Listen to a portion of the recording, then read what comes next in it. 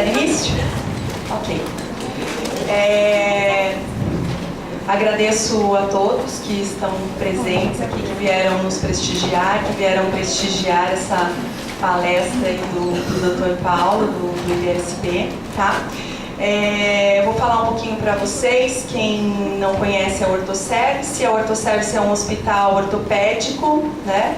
Um hospital de pequeno porte. Nós fazemos cirurgias de pequena, de baixa complexidade, tá? Nós não temos UTI, basicamente é um hospital dia, tá? E temos atendimento 24 horas de pronto-socorro, tá? É um hospital acreditado pela ONA desde 2016, tá? A Orthoservice já trabalha com acreditação da ONA desde 2007, eu achei que era 2008. E nós estamos desenvolvendo esse trabalho da Semana de Segurança do Paciente. Esse é o segundo ano que o time de segurança está investindo nesse tipo de encontro, né? É um encontro para promover um maior engajamento entre as equipes multiprofissionais. Ele foi criado basicamente para que fizesse esse engajamento dentro da Orthoservice, né? Com o trabalho de todos os profissionais, tanto médico, enfermagem, farmácia, recepção, que todos fizessem parte desse processo de segurança do paciente, tá?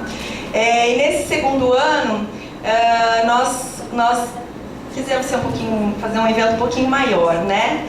E aí a gente tentou com o IBSP, com o IQG, e eles toparam vir para fazer essa palestra. É sempre muito bom ter pessoas de fora. A nossa equipe, a minha equipe de enfermagem, a minha equipe de radiologia, eles sempre falam que a gente precisa trazer profissionais de fora, né, para compartilhar experiências, compartilhar conhecimentos. E é um prazer muito grande a gente receber você aqui, Dr. Paulo, para poder falar um pouco desse trabalho que o Instituto Brasileiro faz, né? Eu acompanho todas as publicações do IBSP e sugiro que quem não acompanha, que é da saúde, deve acompanhar, né? Tem no YouTube, tem canal no YouTube, tem canal no Facebook, tem em todos os lugares. Enfim, eu vou dar início então, agradecendo em nome do time de segurança do paciente da Orthoservice, aos sócios diretores do hospital, tá? Ao Dr. Correia, Antônio Carlos Correia, que é aqui representado pela Paula, a Paula que é a nossa diretora administrativa, tá? O Dr. José Augusto Costa Rocha, obrigado também. Dr. Marcelo Merlotti, obrigado por estar nos apoiando neste evento, tá? E além disso, compartilhando, né, para que nós possamos compartilhar esse nosso conhecimento, essa nossa vivência de ONA, de acreditação, com as demais instituições de São José dos Campos, né? Acho que esses eventos trazem para nós, além desse benchmark que a gente faz com as outras instituições, também vão trazer ganhos para nós, para as nossas oportunidades de melhorias, né? Então, assim, os patrocinadores também, o Instituto, né, o IBSP, o IQG, o Corém, a Boni Surgical, a Merck, a Apsen, a LBL, Tríade, Pompas de Jatobá, T-Medical, Pfizer e Gráfica do Vale. Então, assim, a nossa proposta é de promover esses encontros com esses convidados, né, que são pessoas que já têm bastante experiência no cenário de segurança do paciente, e todos os demais profissionais e lideranças das organizações de saúde da região. Nós queremos promover, então, uma discussão dos temas relevantes do dia a dia das nossas instituições, trocar as experiências e, sobretudo, compartilhar como realizar uma gestão de riscos e evitar os danos aos nossos pacientes decorrentes de eventos adversos ocasionados por fatores humanos.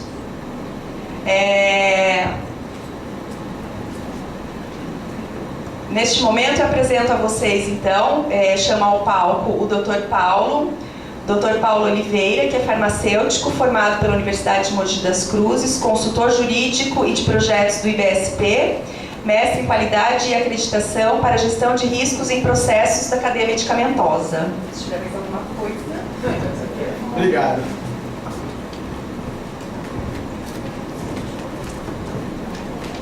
Boa noite, pessoal.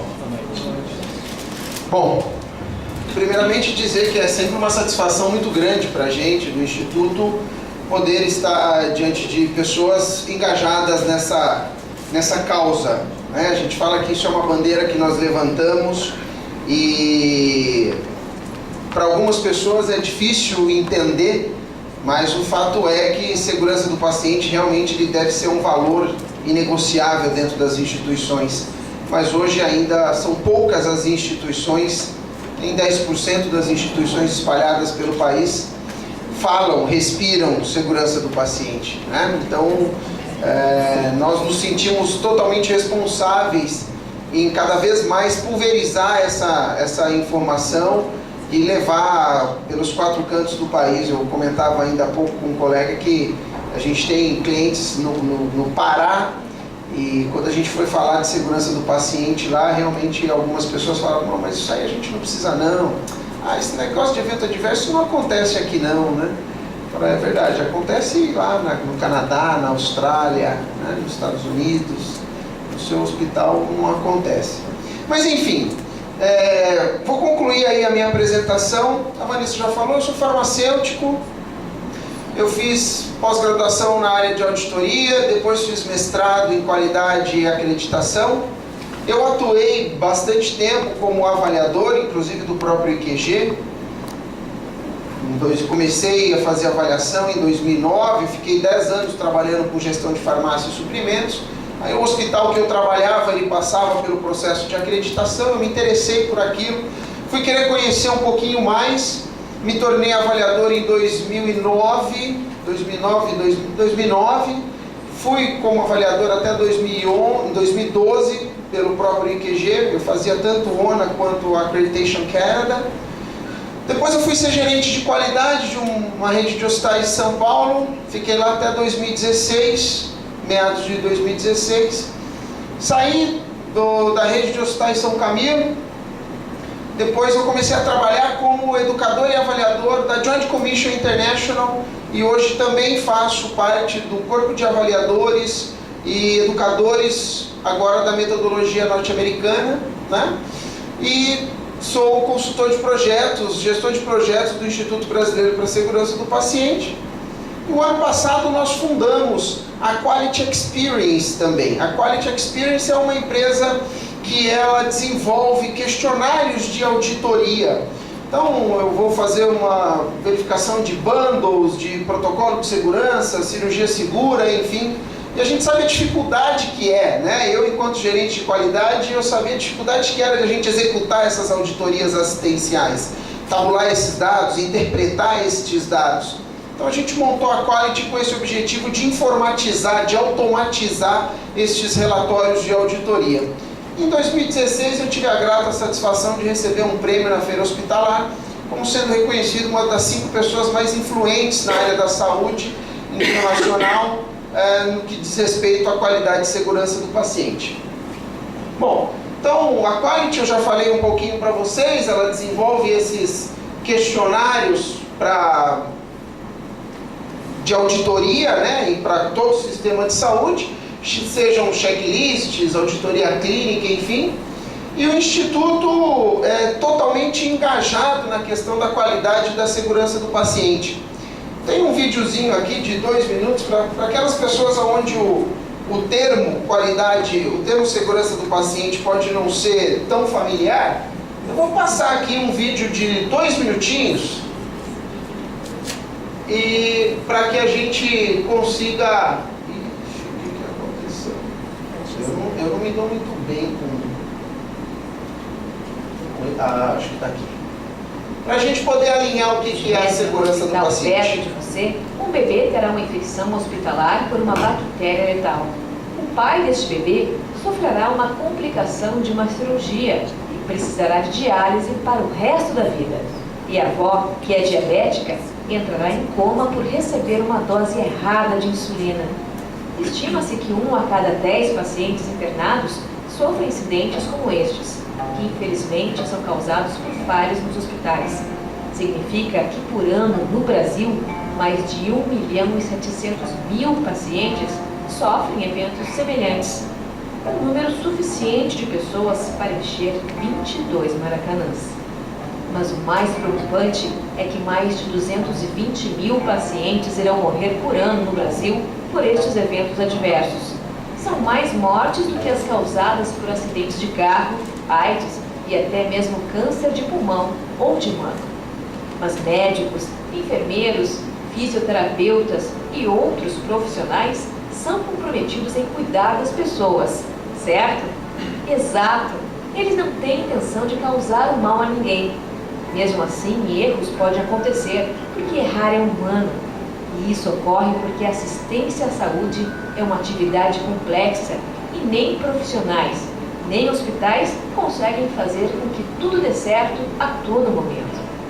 Porém, descobrimos como resolver estes problemas. É o que chamamos de segurança do paciente, que é tudo aquilo que estudamos e fazemos para evitar que eventos adversos aconteçam ao se cuidar de uma pessoa doente. E é cuidando da segurança do paciente que teremos um futuro melhor na assistência à saúde. IBSP, ajudando a transformar a realidade da segurança do paciente.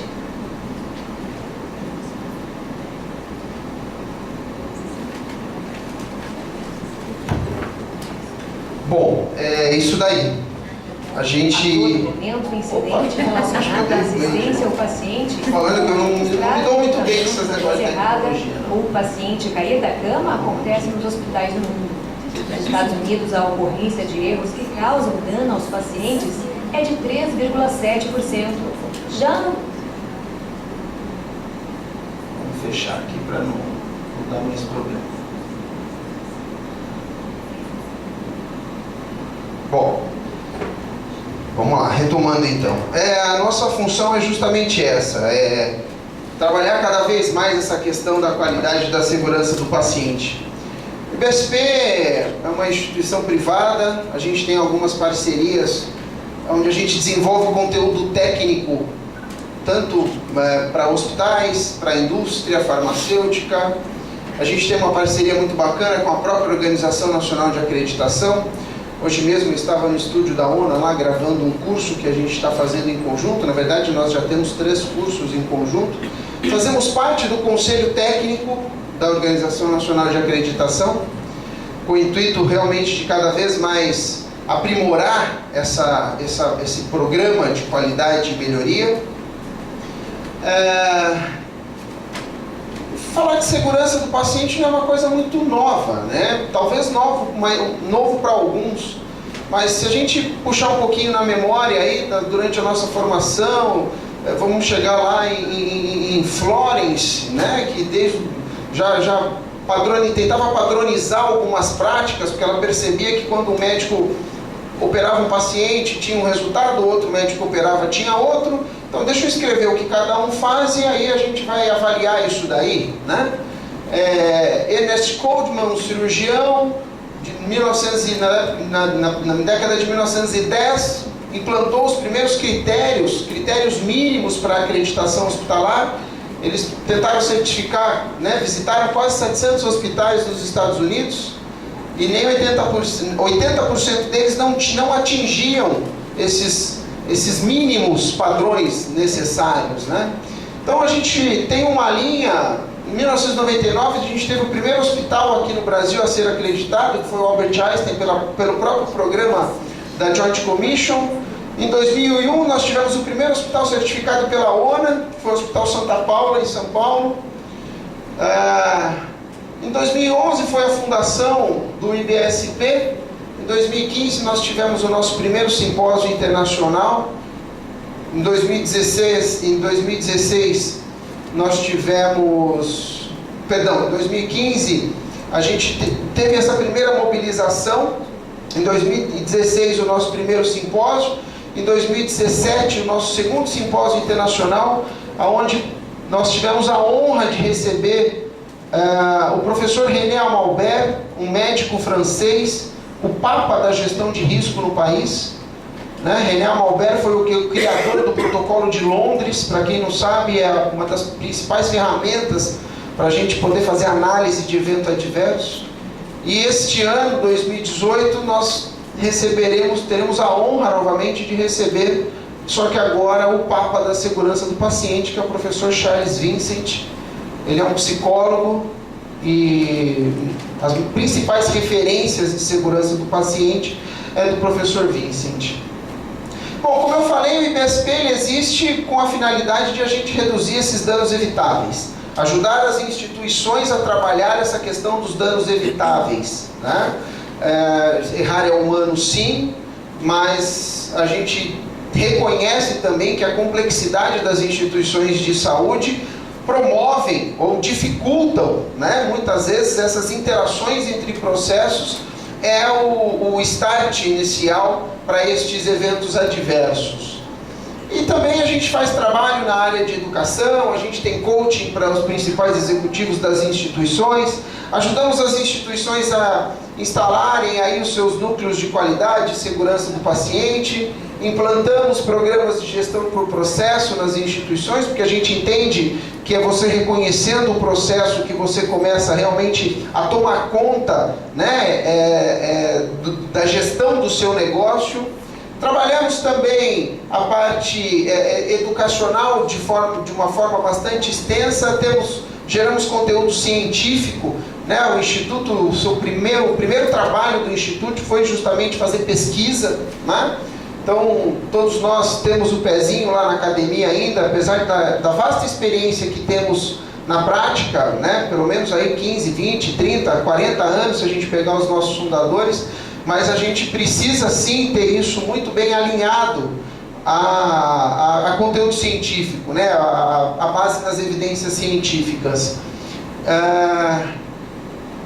E tudo isso, né, faz o escopo, né, traz o corpo do IBSP para essa roupagem voltada para a segurança do paciente. Além disso, a gente tem o nosso portal. A Vanessa já falou aí que conhece um pouquinho das nossas publicações. Hoje nós somos o terceiro maior portal da América, ou das Américas, na verdade, em número de acesso, né? Perdemos para dois grandes, um deles é o próprio IHI, que na verdade seria pretensão demais da nossa parte querer competir com o Institute of Healthcare Improvement.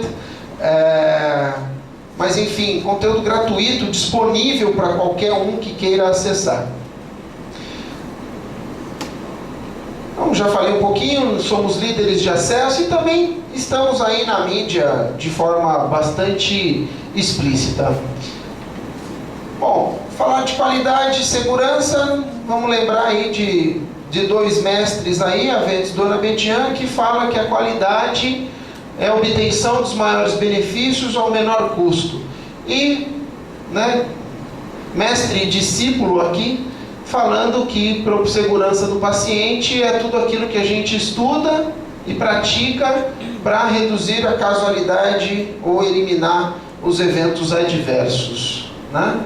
Bom, a gente já falou também da complexidade aí das instituições de saúde. Por que os eventos, independente de qual natureza eles acontecem? Porque realmente a gente tem uma visão muito míope, né? Existe o conceito de erro ativo e erro latente, onde o erro ativo é aquilo que realmente salta aos nossos olhos, né? Então é uma prescrição com uma superdose de qualquer medicamento. Eu bati o olho e eu vi que aquilo ali não pode ser feito, né? Mas a grande maioria dos eventos adversos, eles acontecem pelos erros que a gente chama de erro latente. Ele está...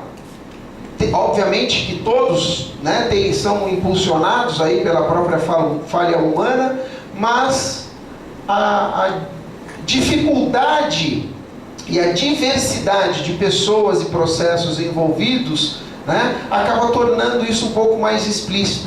E a gente só consegue identificar estes erros, então, a partir de uma análise, né? Então, os erros latentes, eles ficam entranhados aí nessas inter-relações processuais. Bom, aqui é só para a gente exemplificar aí um pouquinho dessas inter-relações processuais que acontecem dentro de uma instituição de saúde, lembrando que todas elas é tempo dependente, né? Então o medicamento precisa chegar, né? O laboratório precisa soltar o exame, o centro cirúrgico que tem o seu setup da sala para entrar no outro paciente, o pessoal da imagem que tem o tempo para fazer a ressonância, a tomografia, enfim. Então, tudo isso é o que dificulta o dia a dia do nosso trabalho, né? E lembrando que aqui na ponta a gente tem aquele que é a razão de nós estarmos aqui hoje. Se nós hoje temos emprego, é porque existe esse cara aqui, existe o paciente, né? Certa vez a gente esteve numa instituição fazendo um treinamento e eu perguntava para o pessoal: por que você está aqui? Ah, eu estou aqui para trabalhar. Tá bom, mas você está aqui para trabalhar? Ah, eu estou aqui porque eu tenho que ganhar dinheiro, tenho que me sustentar, né? Mas, né? Então assim, a gente está aqui porque tem paciente. Se não tivesse paciente, não teria nenhum de nós aqui. Então, o que a gente faz, o que a gente entrega, independente de qual área que você é, da área administrativa, assistencial, área de apoio, tudo o que você faz é porque existe o paciente. Então, é para ele que é a nossa entrega. Eu dou alguma desconfigurada ali, mas não tem problema não. E aqui é só para demonstrar um pouco dessas relações processuais, né? Onde a gente tem aí fornecedores entregando para o laboratório, que executa lá a sua fase pré-analítica, analítica, pós-analítica e entrega o resultado do seu processo para uma UTI. E a UTI, mesma coisa, ela tem lá os seus processos, admissão, tratamento, enfim, alta. Ela tem todos os seus clientes, os seus fornecedores, perdão, cada fornecedor entregando alguma coisa para que ela possa executar o processo dela, né? E entregar algo, que é o output aqui, para alguém. Então, essa complexidade que acaba facilitando ou proporcionando algumas falhas. Esse daqui é um mapeamento de fluxo de valor, muito usado pela metodologia Lean, principalmente para vocês que são hospital cirúrgico, por exemplo. Na Orthoservice é muito bacana para a gente conseguir otimizar setup de sala, né, reposição de carrinhos, enfim, a gente usa bastante essa ferramenta aí. Bom, e comparando um pouquinho, né, com a indústria de alta confiabilidade, a saúde com a aviação. Eu gosto sempre de trazer essa comparação, porque não deixa de ser equipes multidisciplinares, né, um cuidando para que o avião consiga levantar voo e aterrissar em segurança, e a gente para poder entregar alguma coisa para o nosso paciente. Agora, é utopia a gente achar que um único profissional é capaz de ter total conhecimento sobre tudo que acontece, por exemplo, como dentro de uma UTI. Né? Então você tem ali diversos equipamentos, né, de altíssima complexidade, né, quando não tem uma circulação extracorpórea ali junto, e quase a mesma coisa ali daquele monte de botão dentro do painel. Por que eu faço essa comparação? Certa vez eu conversando com um médico e ele falou assim para mim: puxa, Paulo, sabe por que eu prezo pela segurança do paciente aqui na minha instituição? Eu falei: por que, doutor? Ele falou: olha, eu vi você fazendo uma comparação ali na hora que você deu sua aula falando da aviação. Aí eu pensei, falei: puxa, o avião quando cai, o piloto é o primeiro a morrer, né? Eu falei: então, e a gente quando comete alguma falha, independente em qual nível seja, né, independente qual a sua função nisso tudo, mas você que esteve ali envolvido naquela falha, naquele erro, na imensa maioria das vezes você acaba saindo imune e impune também, né?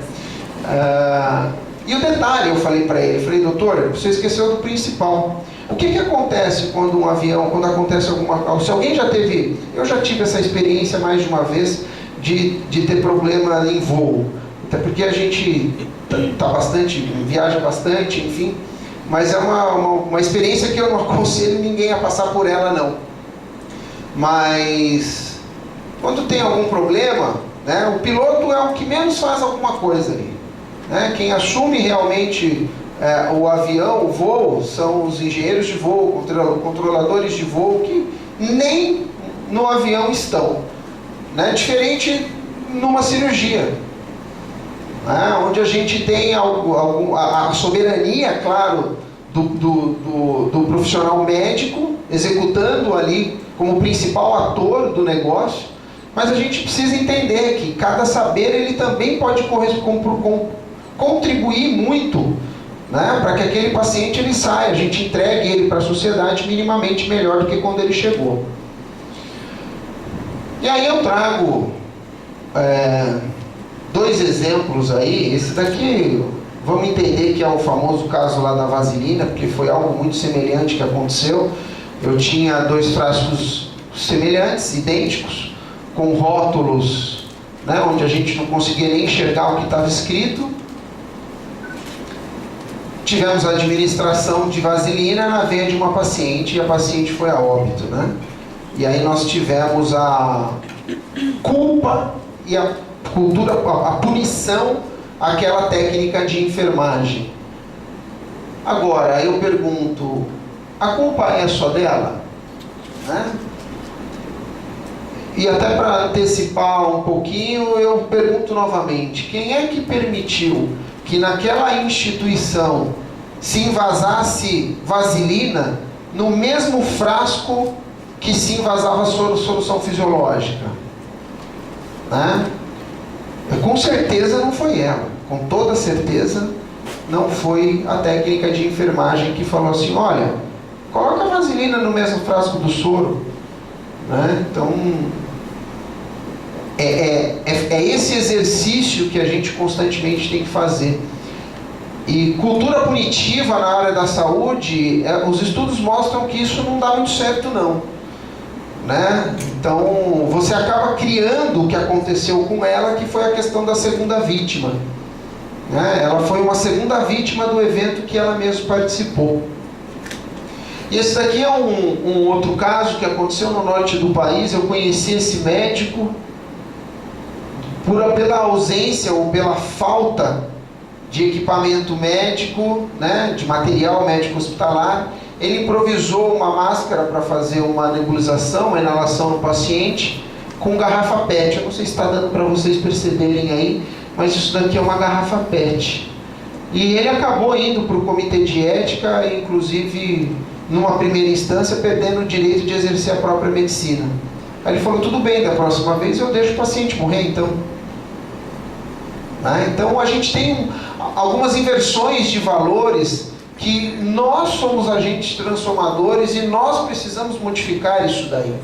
Né? Trabalhar essa questão da punição não é uma coisa, como eu falei, os estudos têm mostrado que não é uma coisa bacana dentro da área da saúde. O interessante é a gente ter essa cultura justa. O que é essa cultura justa? É a gente dar condição de trabalho, né? É a gente treinar as pessoas, é a gente...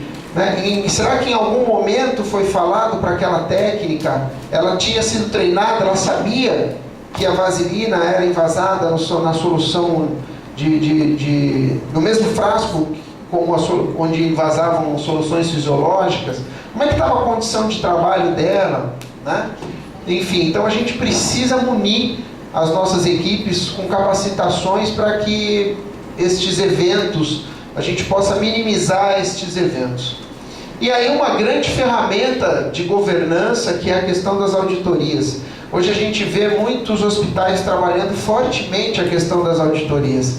Por quê? Porque a auditoria vai mostrar, realmente vai tirar uma fotografia de como nós estamos. Então hoje a gente tem feito um movimento grande aí para promover, para vocês que trabalham nas instituições de saúde, realizam auditoria. Né? Eu não consigo realizar auditoria no meu hospital inteiro. Faça dentro da sua casinha, ali no seu processo, farmácia, no seu laboratório, na recepção. Poxa, na recepção sim, você pode fazer auditoria onde você quiser. E aí a gente tem diversos tipos de auditoria, auditoria de risco, auditoria clínica, auditoria de processos. Inclusive, já fazendo um parêntese aí, hoje eu estava justamente no estúdio da Organização Nacional de Acreditação, gravando uma aula para esse curso de auditoria, que a própria Organização Nacional de Acreditação, não é nenhuma instituição acreditadora, é a própria ONA, que vai lançar em breve esse curso no portal da ONA Educare. Então isso promove então uma mudança de cultura, traz o engajamento da linha de frente, né? E a gente não pode esquecer nunca que essa questão da informatização, da tecnologia, ela precisa realmente ser uma aliada nossa. Falando um pouquinho do que nos motivou, a gente tem aí diversas publicações, das principais publicações mostrando que evento adverso, isso aqui era um estudo que tinha de 2000 até 2016, falando que 815 bilhões de dólares são gastos por ano. E aí no final do ano passado, esse mesmo estudo que é feito a cada 4 anos, né, ele foi feito em 2012, depois teve outro em 2017, no começo de 2017, mas foi publicado no final de 2017, dizendo que esse número chega a 2,6 trilhões de dólares. Isso por quê? Né? Porque realmente nós somos ruins? Não, a gente só não sabe trabalhar direito ainda, a gente que não descobriu isso, né? Mas a gente ainda tem muito a evoluir. Então a gente tem lá overuse, underuse, né? Uso excessivo, não uso a coisa certa para aquilo que é certo, faço muito exame sem precisar, exponho o paciente à radiação desnecessariamente, né? Então, e aí hoje a gente tem o Choose Wisely falando disso muito forte, o tanto que a gente gasta de recurso, né? Olha lá, serviços desnecessários, custos administrativos excessivos, entrega ineficiente e falta de prevenção e eventos adversos. E isso acontece de diversas formas, né? Então são diversas portas de entrada, falando dos custos desnecessários e excessivos, né? Ausência de protocolos, isso é uma coisa importantíssima. Bom, ali era para estar, gera um desperdício de até 35%. Esses quadradinhos é isso que quer dizer. E ali seriam os protocolos. Aquele primeiro é o protocolo de sepse. Que bom que a gente consegue, pelo menos, ver ali, né? Que a sepse custa para as nossas UTIs 458 milhões de reais, né? Não, exatamente, meio bilhão. Esse segundo é a cardiopatia, né? Um estudo que saiu no New England, mostrando lá quase 700 bilhões de reais. E o que a implantação de um protocolo pode gerar uma economia de até 50%. E aí as infecções hospitalares, né? Quanto que custam as infecções hospitalares? Muitas vezes por falta de higiene. Bom, ficou bom assim, ficou fácil agora. Bom, mas aí na verdade era para mostrar que essas práticas de segurança a gente realmente precisa de duas coisas. Duas medidas simples que as principais publicações hoje trazem, que é o empoderamento dos profissionais não médicos, principalmente equipe de enfermagem e farmacêutico clínico. Eu estive no hospital da Unimed de Recife, um hospital sensacional, e o diretor técnico do hospital, depois de um grande movimento que é implantado pela farmácia clínica no seu hospital, ele conseguiu promover uma economia, né, de todo o sistema de medicamento de 52%. Então é uma coisa impressionante. Só que hoje a gente ainda tem essa dificuldade, esse comportamento disruptivo, que é uma das coisas que a gente precisa combater, né? Existem saberes que podem contribuir muito para a gestão da instituição de vocês, isso é fato, né? E tudo começa em você atribuir responsabilidade, né? Papel e responsabilidade, dar empoderamento para os profissionais, para que eles realmente possam contribuir com isso. Bom, já falei um pouquinho dos protocolos. Então assim, tem diversas atividades que a gente pode executar dentro das nossas instituições, pensando na redução de erros e eventos adversos. Mais um que ficou fácil. E esse era um slide importante, viu? Que ele estava mostrando justamente que o profissional médico, ele é treinado, ele é educado, né, a trabalhar praticamente sozinho. Então ele tem uma autonomia muito grande, né? E o que a gente precisa, só que muitas vezes a gente fala assim, né? Eu ouço muito, doutor, principalmente, ouvia mais até, quando eu participava das visitas de acreditação como avaliador. Puxa, mas o nosso corpo clínico é muito difícil. Eles não fazem, eles têm problema, não conseguem, para higienizar a mão é difícil, para aderir às nossas práticas, fazer reconciliação medicamentosa. Mas a primeira coisa que eu falava, você já sentou e já foi lá conversar com ele? Em algum momento? Em algum momento você pediu e falou, doutor, você sabe que isso aqui é importante por causa disso, disso e disso? Então, profissionais da saúde não médicos, né? Nós precisamos mostrar para eles, porque muitas vezes ninguém sabe tudo, né? Eu vou dar um outro exemplo aqui. Uma vez aconteceu comigo, falou, Paulo, a gente está com um paciente aqui altamente complexo, fazendo uso de um monte de medicamento, e eu vi aqui um estudo na internet dizendo que eu não posso associar esses dois medicamentos, é verdade? Eu falei, peraí que eu vou pesquisar, né? Então ninguém sabe tudo, o farmacêutico também não sabe tudo, por mais que ele estude, o médico também não.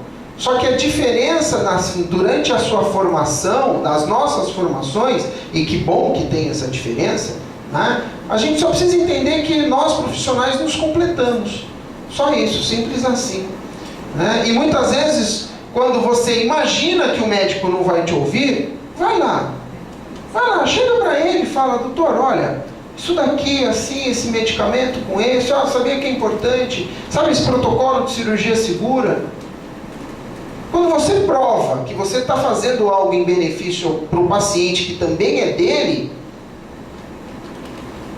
não tem porquê a gente não ter esse bom relacionamento.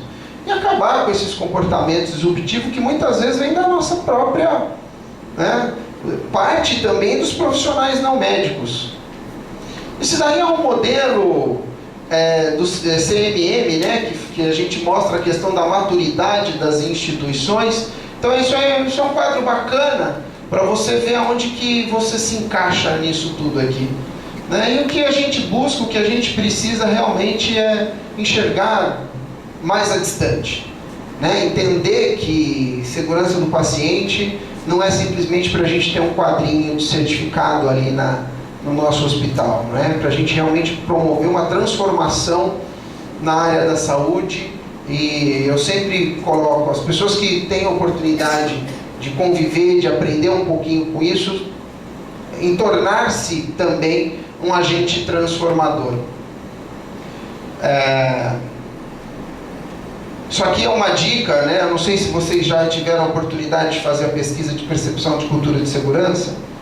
É uma agência nacional de pesquisa em saúde norte-americana, se eu não me engano, em 2005, lançou essa pesquisa, e em meados de 2009, os hospitais aqui no Brasil começaram a aplicar. É uma coisa muito bacana, simples, que você aplica com os seus funcionários. Não é com os pacientes, são os funcionários que respondem uma pesquisa, e aí estes dados te trazem informações riquíssimas. Então, se você realmente quer saber em que estágio você está, aplique essa pesquisa aí, que isso vai te dizer muita coisa. Bom, então tá, falamos um pouquinho do que é segurança, falamos um pouquinho dos principais eventos. Então, vamos agora direto para o nosso tema agora, que é os eventos relacionados a medicamento, né? E eu só faço questão de lembrar que no ano passado a Organização Mundial de Saúde, ela lançou o seu terceiro desafio global, né? Ela teve 2 desafios, os 2 relacionados à infecção em ambiente hospitalar. E o ano passado ela lançou o terceiro desafio global, que é reduzir em até 50% dos eventos adversos com envolvimento de medicação nos próximos 5 anos, né? Então daqui 5 anos a gente pretende ter cumprido e atingido essa meta da Organização Mundial de Saúde em reduzir em até 50% os erros e eventos adversos relacionados a medicamento. Não à toa que ele também figura aí no mundo entre a segunda, terceira, em alguns casos, a quarta causa de evento adverso. Algumas publicações, por exemplo, na Inglaterra, ele já figurou em a segunda principal causa de evento adverso. No Canadá também, no próprio Estados Unidos, hoje, se eu não me engano, é a quarta principal causa de evento adverso. Então, e o que mais chama atenção é o fato de a gente ter medicação espalhada pelo nosso hospital todo, né? Vocês, na Ortocese, é um hospital considerado de baixa complexidade, mas num hospital de alta complexidade você tem aquele monte de carrinho de emergência, por exemplo, né? Eu ficava doido da vida quando eu encontrava, por exemplo, cloreto de potássio no carro de emergência. Eu falava na hora, eu falei, doutor, aonde que o cloreto de potássio, numa situação de emergência, vai salvar um paciente, né? Para quem não sabe, nos países onde tem pena de morte, é cloreto de potássio concentrado que eles utilizam para levar o cidadão a óbito, né? E eu já tive a desfavorável, né, é ruim até de a gente falar, mas enfim, no hospital que eu trabalhava, a gente teve óbito por cloreto de potássio, por administração equivocada de cloreto de potássio, né? Então, é uma coisa que a gente precisa reavaliar, tipo, tira aquele negócio dali e você já não vai mais ter esse tipo de problema, né? Bom, antes de a gente falar um pouquinho de erro de medicamento, eu vou mostrar mais um vídeo nosso, mais 2 minutinhos, para clarificar um pouquinho a importância que os medicamentos hoje têm dentro das instituições de saúde.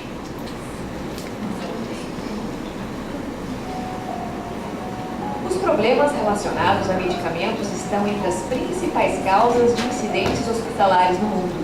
No Brasil, pesquisas recentes mostram a ocorrência de falhas em cerca de 30 a 40% das administrações de medicamentos. Entre as principais falhas estão horário, dosagem, via de administração, medicamento não autorizado e paciente errado. Uma das principais ferramentas que utilizamos para que todos fiquem atentos às fragilidades do sistema é o mapeamento de processos, que consiste em levantar todas as oportunidades a partir da necessidade de compra, recebimento, armazenamento, unitarização, dispensação e acompanhamento no pós-uso destes medicamentos. Muitos hospitais no mundo já conseguiram reduzir em até 70% os problemas relacionados a medicamentos, depois que implantaram o que chamamos de barreiras de segurança, ações que reduzem a possibilidade de erro nas etapas mais críticas deste sistema. Hospitais certificados por programas de qualidade procuram investir na capacitação da equipe e na melhoria da assistência farmacêutica. Isso trouxe uma maior valorização do farmacêutico e um aumento estimado em 300% de seu efetivo. Precisamos criar a cultura de identificar as fragilidades no sistema de medicamentos antes mesmo dos problemas ocorrerem e, caso ocorram, relatar e notificar estes incidentes. Estas medidas salvam vidas. IBSP, ajudando a transformar a realidade da segurança do paciente.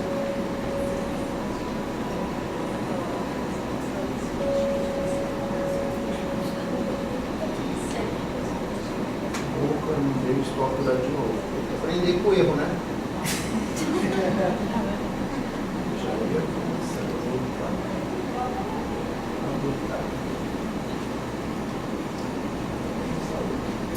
A todo momento, o incidente relacionado a assistência.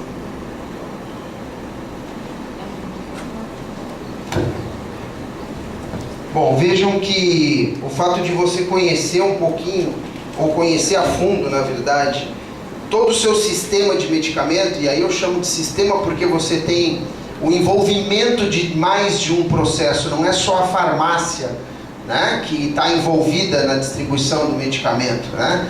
Se o medicamento não chega, a farmácia não distribui. Se ele chega errado e a farmácia tem a possibilidade de distribuir o medicamento errado, dispensar o medicamento errado, né? Então, Se eu não acondiciono ele da forma correta, está sujeito a eu dispensar também um medicamento que pode ter lá o seu efeito comprometido, né? E além disso, eu tenho toda a cadeia depois, pós-dispensação, que é a questão da administração de medicamentos, né?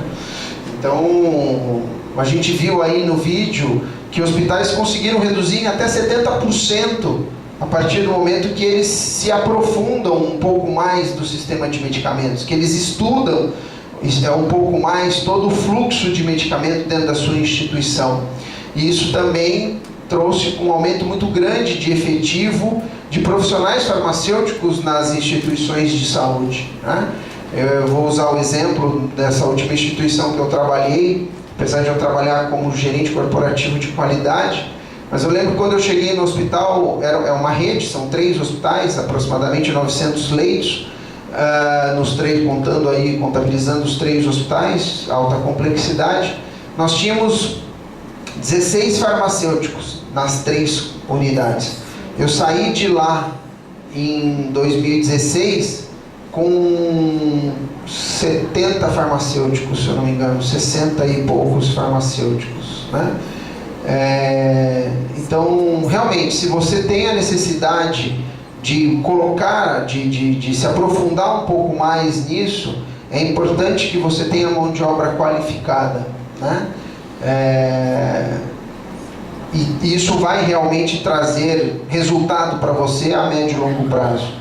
A Joint Commission tem um estudo que ela fala, olha, para você implantar uma cultura de segurança no seu hospital, isso vai de 12 a 15 anos. Então, agora que a gente pode dizer que o Einstein, por exemplo, ele tem uma cultura de segurança implantada.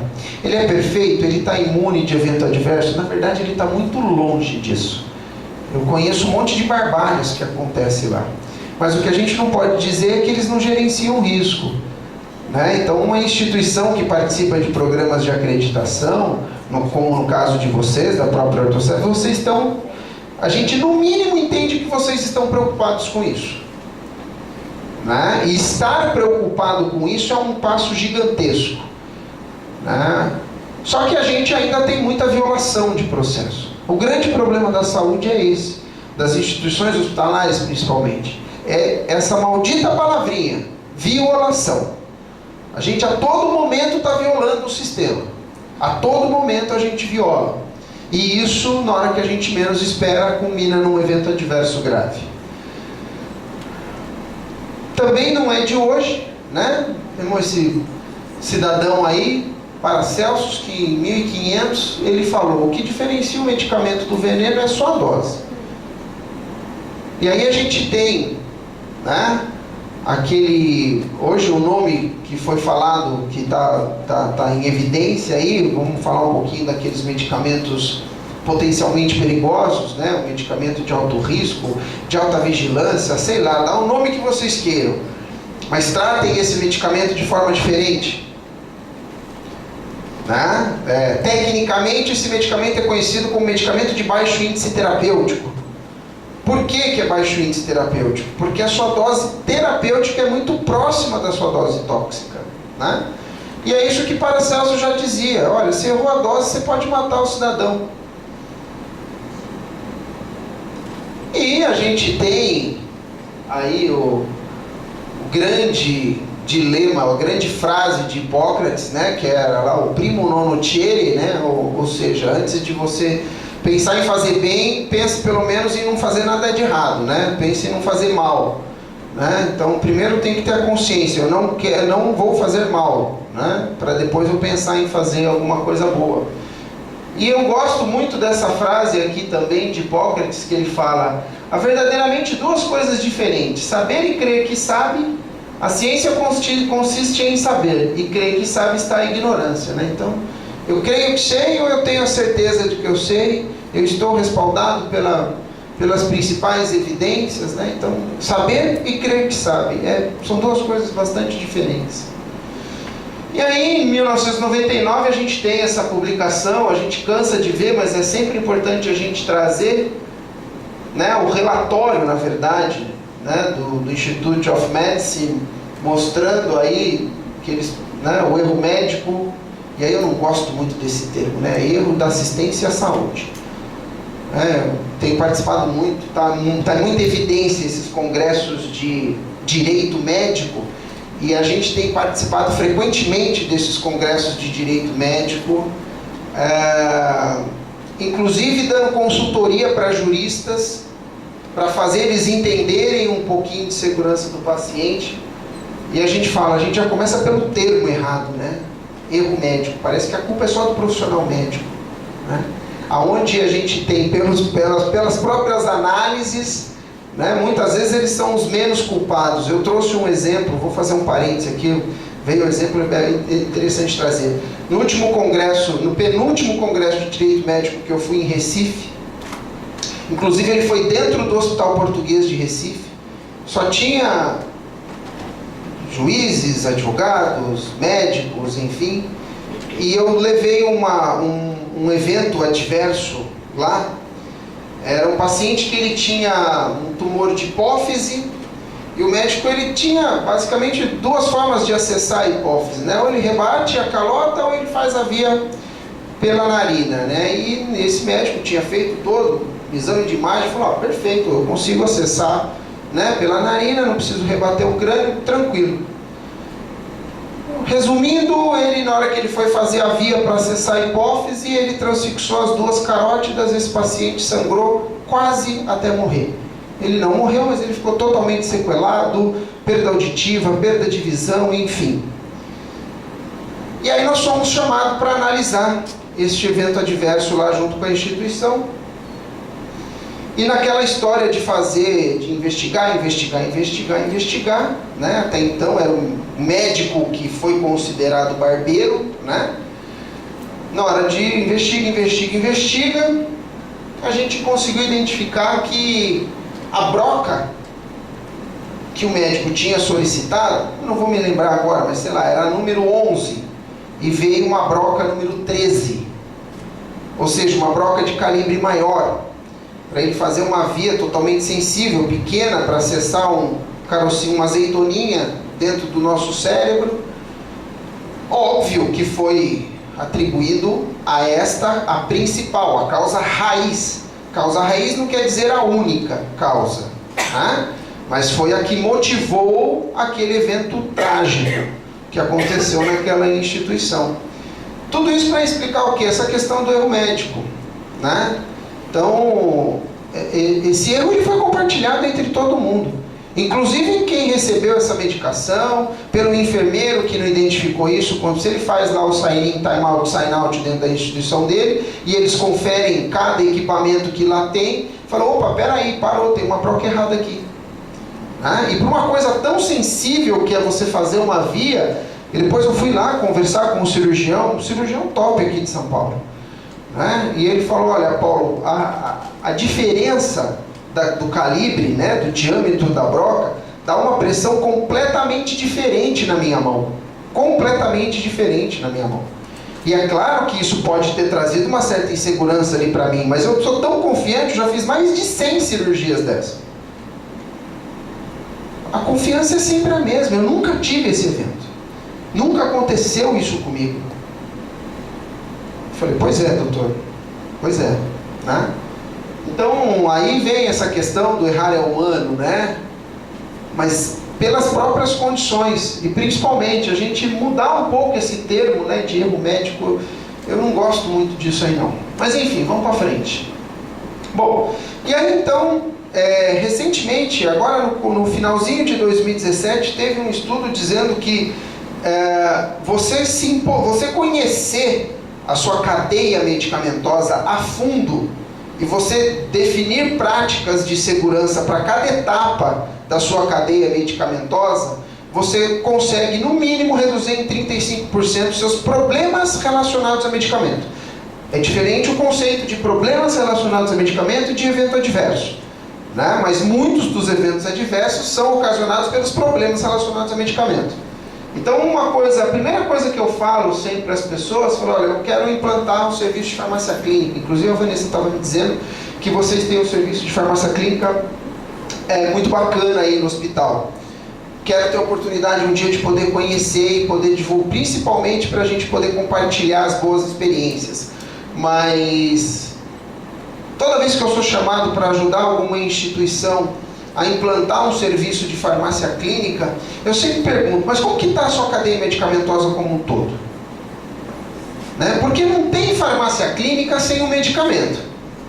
E até o medicamento chegar lá para a enfermagem administrar, a gente tem uma série de coisas acontecendo que podem culminar numa dificuldade grande de a gente implantar um serviço de farmácia clínica. Né? Não que elas não possam acontecer concomitante. Pode.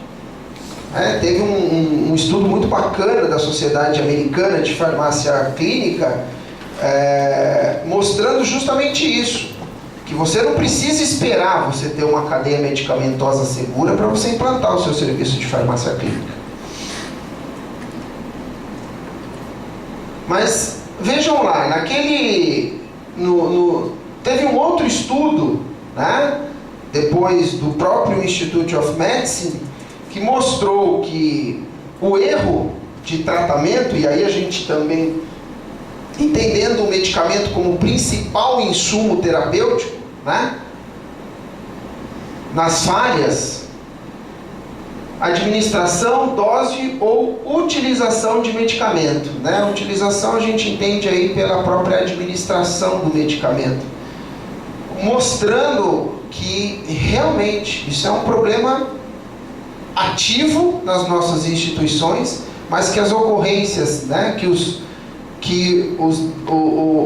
desdobramentos, né, dessa assistência, dessa cadeia medicamentosa,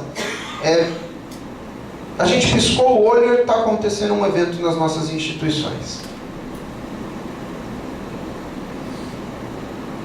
Bom, a gente isso aí, eu acho que é um pouco mais do mesmo, né? A gente sabe da importância que é a gente gerenciar estes riscos, mas eu vou trazer aqui esse quadro. Isso aí foi, se eu não me engano, de 1998. Pode ser que eu esteja errado. Essa publicação é de 2013, mas isso daqui, se eu não me engano, é de 1998, no Consenso de Granada. A gente tem erro com medicamento pela indicação. E aí eu não estou falando de use off-label, não. Eu estou falando de medicamento prescrito sem precisar estar prescrito aquele medicamento, sem ter motivo algum daquele medicamento estar prescrito. Então a primeira coisa que a gente tem que analisar é falar, poxa, essa prescrição aqui realmente condiz com a patologia do paciente? Realmente condiz com aquilo que o paciente está sentindo, né? Eu preciso contar, eu tenho muito caos, né? Na verdade são casos, eu preciso contar mais um que eu lembrei agora aqui. Tinha um médico num ambulatório de um hospital, que ele tinha um carimbo, doutor. Você chegava lá, com que problema fosse, pá, ele batia o carimbo, os medicamentos prescritos eram sempre o mesmo. O cara tinha um carimbo, né? Eu trabalho na área de farmácia já há bastante tempo. Antes mesmo, durante a minha faculdade, eu já trabalhava em drogaria. A minha família tinha farmácia. E aí, quando eu vi isso no ambulatório, eu fiquei chocado, né? Então, as medicações eram tiaminose. Para quem não conhece, tiaminose era um polivitamínico para ser administrado endovenoso. Então, o carimbo era tiaminose, Plasil, Novalgina. Tiaminose, Plasil e Novalgina.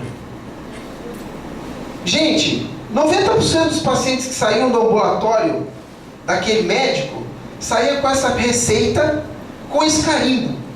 Era um carimbo. Você molhar na almofadinha, pá, para facilitar, né? E ele ainda falava, eu tenho uma letra muito feia, né? Eu falei, doutor, o que tinha o paciente? Né? O paciente estava com dor de cabeça. O paciente tinha uma cefaleia. E esse aí, o que ele tinha? Ele tinha era uma diarreia. E o outro? Esse aí estava com dor, né? Dor abdominal. Mas assim, não interessava o que o paciente tinha, cara. Ele saía de lá com tiaminose, plasmina e novalgia. Gente, pouquíssimos voltavam. O que mais me impressionava, pouquíssimos voltavam. Mas o cara tem um carimbo com o medicamento, aquilo para mim foi o fim da picada. Mas enfim, vamos voltar lá para o nosso... Então assim, a gente saber realmente da real indicação do medicamento. Hoje em dia tem muito medicamento sendo usado, o famoso uso off-label, né? Então, os dois prescritos, ranitidina junto com omeprazol e 2 ou 3 analgésicos com o mesmo mecanismo de ação. E aí eu preciso falar que eu vou fazer uma promoção, não é alto porque não foi meu estudo, mas foi do hospital que eu estimulei. Nós fizemos um estudo desse e nós mandamos para a ISQA em 2014 e os nossos dados de intervenção farmacêutica mudava aqui a ordem de um ou outro, mas 90% aí era igual. Então, se vocês fizerem, eu tenho certeza que vai acontecer mais ou menos dentro desse perfil aqui. Bom, e aí a gente tem diversos pontos fundamentais, né, da farmácia clínica que vocês já estão careca de saber e conhecem. Fazer a admissão de paciente, fazer a gestão clínica do medicamento, analisar as prescrições, fazer reconciliação, analisar exames, participar de protocolos assistenciais, interações, terapia antimicrobiana, né? Agora está na moda falar o stewardship, né? Já ouviram esse termo, stewardship? Não, uso racional de antimicrobiano, que na verdade não é, mas isso eu ouço falar desde 1900 vovô neném. Não, isso é uma coisa nova. Isso aí começou a entrar em evidência a partir de 2015, né? Nós trouxemos esse farmacêutico para o Brasil no nosso evento do ano passado, Mark Gilchrist. Ele é do Reino Unido, é o papa do uso racional de antimicrobiano e da prática do stewardship, né? Evolução em prontuário e intervenção farmacêutica. Mas eu posso disponibilizar isso aí para vocês, não tem? Eu estou adiantando aqui porque a gente já está extrapolando o meu tempo. Só que são 2 eventos que aconteceram. Esse em 2010, esse paciente foi a óbito por hipotensão. Né? Esse azulzinho aqui eu botei desse jeitinho assim para não botar a caixinha do Viagra ali. Mas era um sildenafil, que obviamente não era para... O paciente estava internado, né? Ele não estava tomando Viagra, ele estava tomando por causa da hipertensão pulmonar. Só que ele fazia uso de nitrato, né? Das isosorbidas da vida, e ele teve uma hipotensão severa e foi a óbito. E esse aqui foi recente, num dos maiores hospitais, se não o maior hospital da cidade de São Paulo. Essa paciente ficou sem o braço por conta de gluconato de cálcio. Vocês já ouviram essa figura aí? Conhece? Não? Então, aqui no meio está escrito dispensação errada de medicamento, dispensação e administração errada de medicamento. Isso aqui chama Bowtie. É uma ferramenta da qualidade. A gente ganhou um prêmio da Joint Commission por usar essa ferramenta como análise prospectiva. Aqui a gente coloca todos os perigos, o que pode levar a uma administração ou dispensação errada de medicamento. Para cada um desses perigos, eu tenho que ter minimamente uma barreira para impedir esse perigo de deflagrar esse evento e eu ter consequências sérias, né? Paulo, por que tem essas cores aqui nas barreiras? Porque eu tenho barreiras já instituídas, eu tenho barreiras que foram implantadas, mas elas são fracas, e eu tenho barreiras que ainda não foram implantadas, mas que na minha cabeça, né, como eu estou fazendo uma análise prospectiva, e aí se essas barreiras falham, eu tenho consequências severas ou mais ou menos severas. E para cada consequência dessa, eu tenho que ter pelo menos um evento para mitigar o impacto destas consequências. É muito legal isso daqui. Hoje eu estimulo um monte de gente a usar isso aí, porque ela é tão fácil, tão simples. e tão bacana de se fazer, é um baita de um estudo. E aí, acho que vocês devem ter planilhas de diluição, né? Eu reconstituo com o que, eu diluo com o que, o tempo de infusão, qual equipo que eu uso, qual é a dose máxima permitida, a dose mínima. Isso tudo salva vidas, viu, pessoal?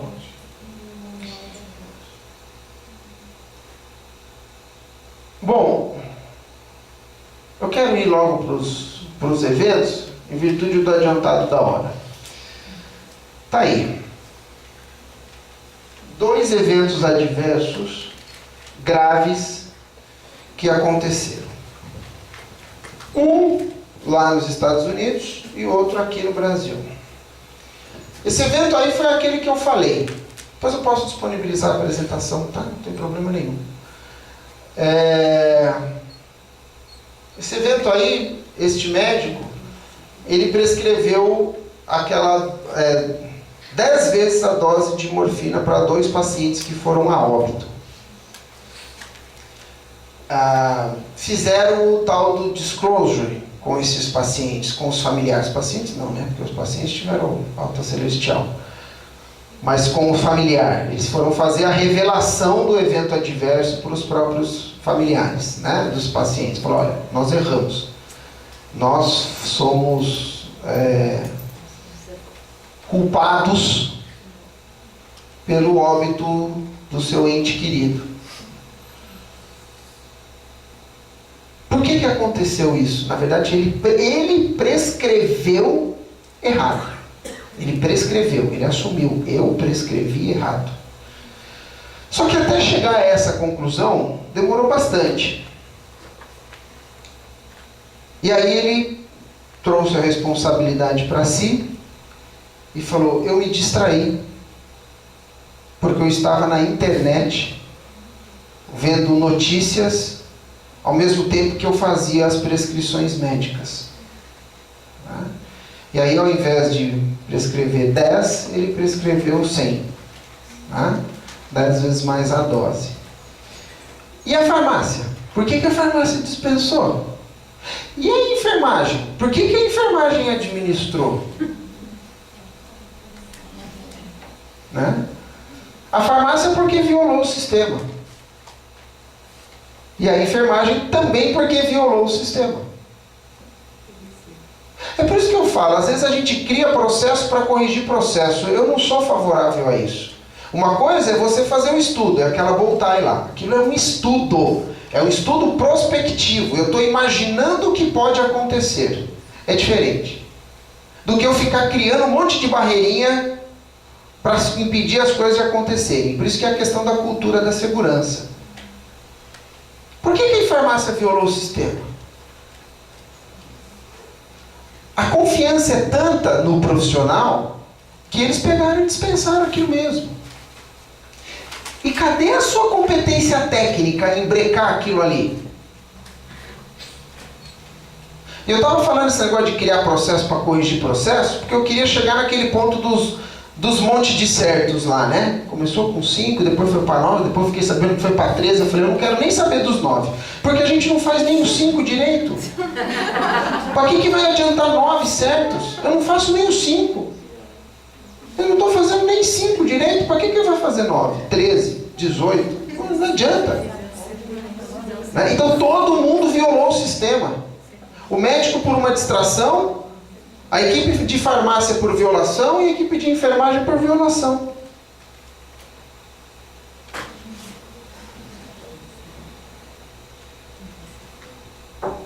Esse evento aqui eu vou falar para vocês depois.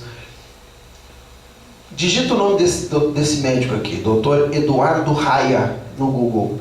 E eu peço para que vocês leiam o relato dele. Blog do Raia. Esse médico, ele é médico, obviamente, anestesiologista de um hospital top do Rio de Janeiro. E aí eu falo para vocês, né? Outro dia eu falei, a gente fez uma viagem para o Rio de Janeiro e eu tenho esse costume, né? A gente é meio paranoico, né? Falar, se acontecer alguma coisa comigo aqui no Rio de Janeiro, eu quero que você me leve para o hospital tal, que é para esse hospital aí.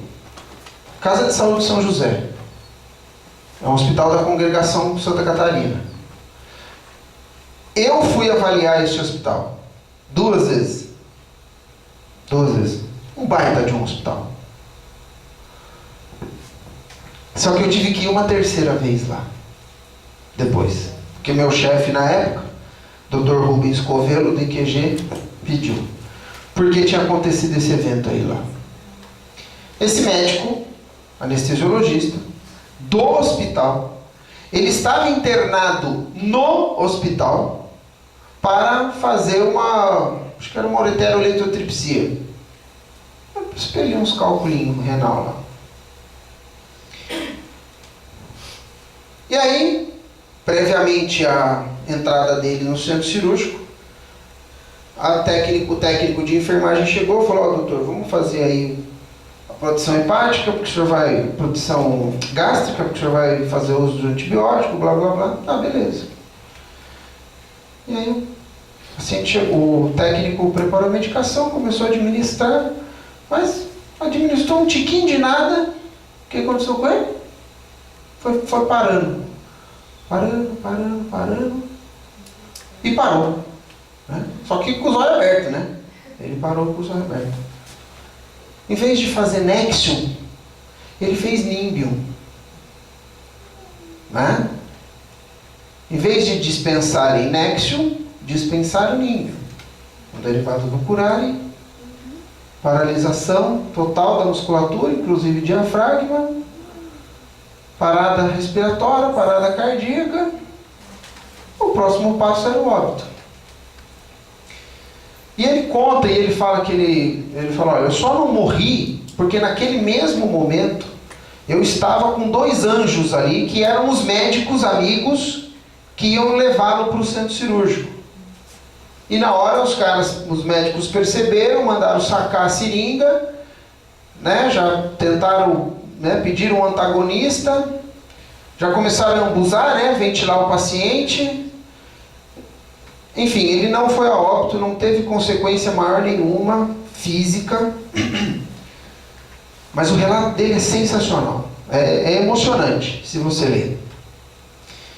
E esse evento aconteceu, eu lembro que eu estava... Era uma sexta-feira à noite. E a gente estava em casa, toca meu celular, era o Dr. Rubens falando: Paulo, como é que você está segunda-feira? Eu falei: vou trabalhar, né? Sou mero mortal. Eu trabalhava no hospital ainda, eu fazia as visitas do IQG, mas eu trabalhava no hospital. Aí ele falou: ó, eu me comprometo a ligar para o Dr. João, que era o meu superintendente e chefe direto, mas eu preciso que você volte lá na Casa de Saúde de São José. Eu falei: por quê? O que aconteceu, Dr. Rubens? Aconteceu um evento lá, saiu na mídia e eles correm o risco de perder a certificação. Eu preciso que você faça uma varredura em toda a cadeia medicamentosa deles lá, porque foi uma administração de Nimbium no lugar de Nexium. Por que foi administrado errado Nimbium no lugar de Nexium? Vamos analisar o evento sem a gente conhecer a fundo. Por que foi administrado Nimbium no lugar de Nexium? Nome parecido. Mas por quê? De novo, 5 porquês, vai? Por quê? Porque tem nome parecido. Por que tem? Né? Mas por que aconteceu? Vamos estressar. Eu já fui lá com 2 coisas na cabeça. Eu falei: o problema não está na prescrição, né? Prescrição manual, mas não era problema, não foi esse. Aí eu fiquei aquela final de semana toda pensando, segunda-feira eu fui no avião pensando, por que eu vou encontrar, né? Cara, eu conheço aquele hospital, eu tive lá 2 vezes, os caras têm práticas para barrar esse tipo de coisa, né? E a gente já tinha feito um trabalho lá, falou: olha, medicamento de uso exclusivo de centro cirúrgico e UTI, não tem nem por que ir para uma unidade de internação, né? Processo. Lembra lá tudo que a gente começou a falar? De cadeia, de inter-relação, um conversa com o outro que não conversa? Processo. Na hora de etiquetar, né? Violaram o processo. Qual é a regra para você etiquetar medicamento? Você põe um medicamento na sua bancada e você gera a etiqueta daquele medicamento. Né? Só que eu vi lá, não. Eu peguei Nimbio, Nexo, coloquei tudo na minha bancada, gerei a etiqueta de Nimbio, de Nexo e tudo mais. Troquei a etiqueta de um com o outro.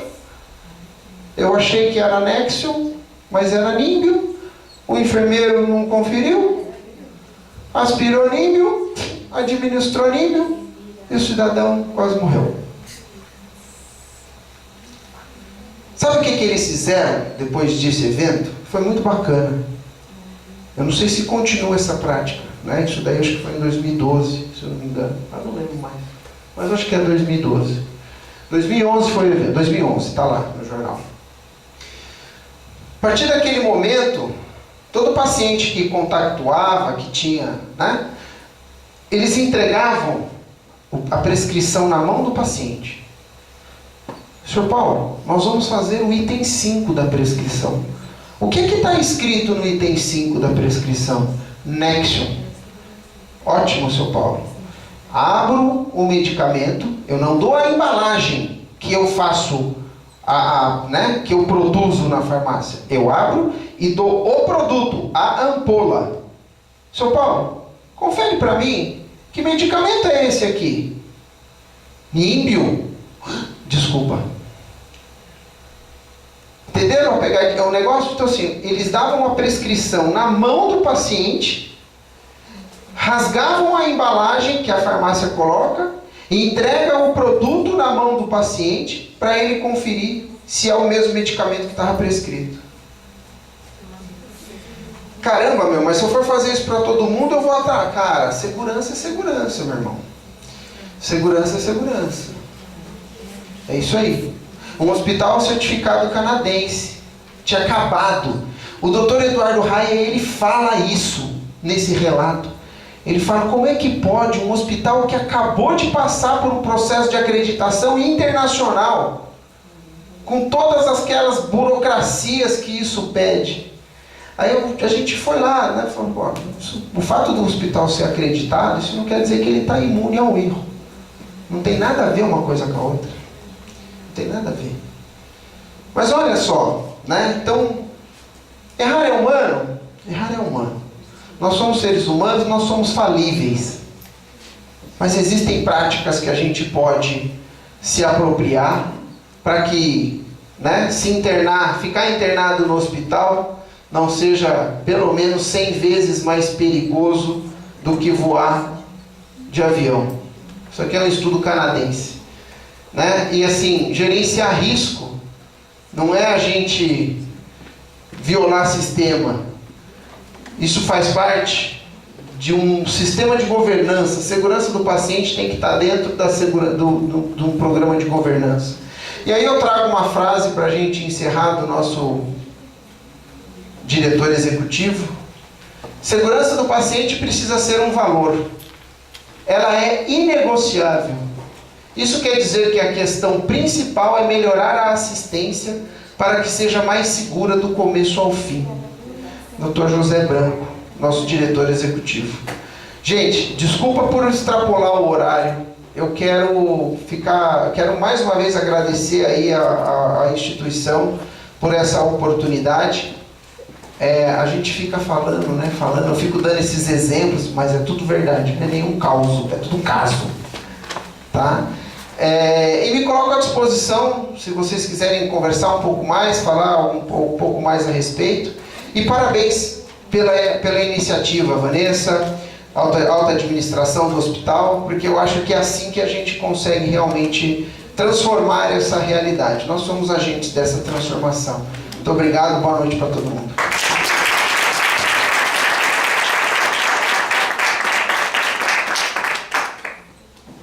Gostaria de agradecer a lembrancinha. Imagina. Obrigada pela Eu que presença.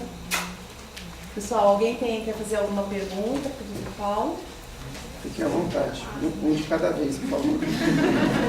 É velha essa, né? Eu sei que se a gente parasse para conversar, a gente ia ter muitas coisas para te perguntar. Eu não tenho dúvida que sim, mas tá aí meus contatos, fiquem à vontade.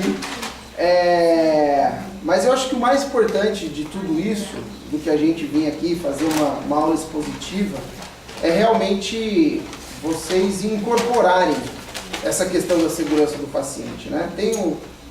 Entrem lá no nosso site, tem um depoimento do nosso presidente honorário, Dr. Dario Fortes, que é superintendente do Hospital Samaritano, e ele fala o quanto que a segurança do paciente traz de resultado financeiro para a saúde. Hoje a gente tem diversas publicações mostrando exatamente isso. Eu consegui também evidenciar isso através da minha dissertação de mestrado, o quanto que a gente consegue, é um investimento, né? A segurança do paciente é um investimento, mas a gente a curto, médio prazo, a instituição tem esse retorno.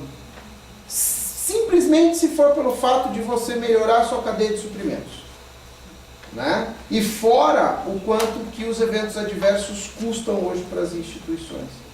Então, sintam-se orgulhosos por vocês fazerem hoje parte de um grupo seleto de hospitais que trabalham com o processo de acreditação, são certificados por excelência, né? Isso, 5,5% dos hospitais do país podem falar que trabalham programas de qualidade, trabalham a segurança do paciente, né? Nós somos entusiastas disso, temos experiência, um pouquinho de experiência lá na prática, e hoje nosso trabalho realmente está em pulverizar essa informação.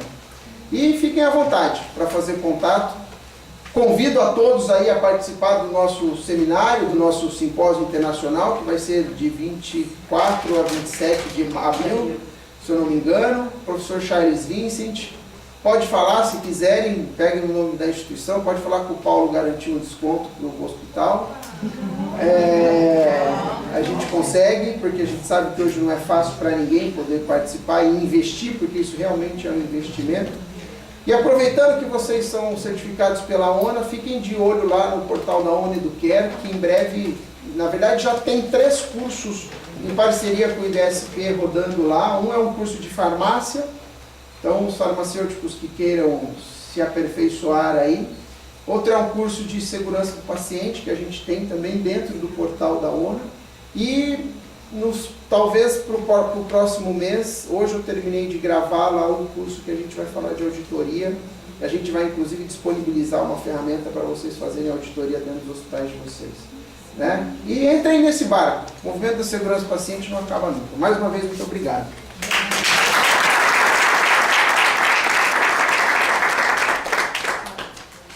Espero ter agregado. Obrigada. Doutora Alexandre, quer finalizar alguma coisa? Não. Obrigada pela presença de todos. Todo mundo assinou a lista, mesmo que já tenha assinado à tarde, assinou a lista de presença? Então tá jóia. Os certificados serão enviados dia 19 de março, tá bom? Obrigada. Boa noite.